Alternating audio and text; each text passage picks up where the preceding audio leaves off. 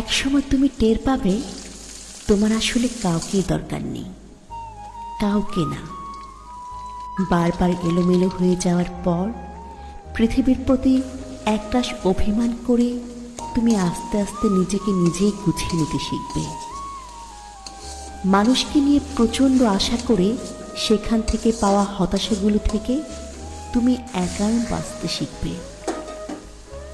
আজ হোক কাল হোক তুমি শিখবেই।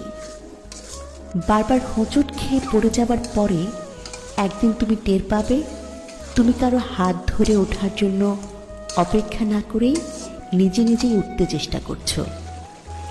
তুমি টের পাবে তুমি আর আগের মতো নেই।